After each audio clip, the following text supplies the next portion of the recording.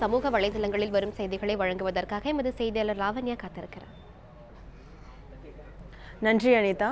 பல்வேறு விஷயங்கள் உலக அளவில் வந்து பேசப்பட்டு இருக்கு சமூக வலைதளங்களில். முக்கியமாக யுனைடெட் நேஷன்ஸ் இந்தியாவுடைய ட்விட்டர் வலைதளத்தில் வந்து இருக்கக்கூடிய விஷயம் என்னன்னு பார்த்தீங்கன்னா, இன்று வந்து உலக பாப்புலேஷன் டே வந்து அனுசரிக்கப்பட்டுருக்கு. இந்த நிலையில் வல்னரபிள் பாப்புலேஷனாக இருக்கக்கூடிய பெண்கள் மற்றும் குழந்தைகளுடைய கவனத்தை வந்து நம்ம எடுத்துக்கணும் அப்படின்ற மாதிரியான ஒரு பதிவை வந்து அவங்க பதிவிட்டிருக்காங்க. அது மட்டும் இல்லாமல் அவர்களுக்கான எமர்ஜென்சி நிலை வந்து தற்பொழுது உருவாயிருக்கு. அவர்களுடைய பாதுகாப்பு மற்றும் அவர்களுக்கான சுதந்திரம் வந்து இந்த நாட்டில் வந்து அதிகம் தேவை என்பது போன்ற வந்து பதிவு வந்து யுனைடெட் நேஷன்ஸ் இந்தியாவுடைய வலைத்தளத்தில் வந்து நம்ம பார்க்க முடியுது.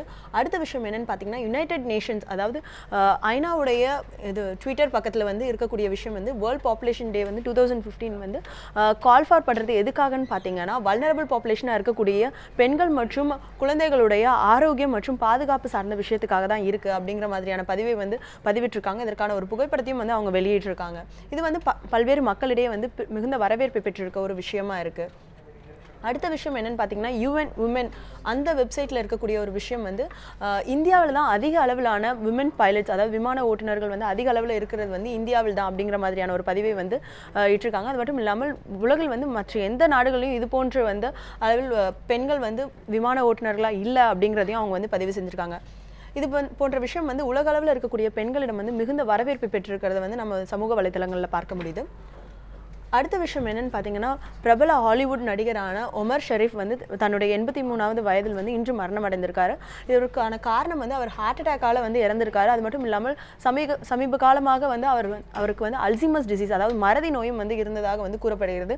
அவருடைய லாரன்ஸ் இன் அரேபியான்ற படம் வந்து ரொம்ப புகழ்பெற்ற ஒரு படமாக இருந்தது. அது மட்டும் இல்லாமல் அவர் வந்து கோல்டன் குளோப் விருதையும் வந்து வென்றிருக்காருங்கிறது குறிப்பிடத்தக்கது.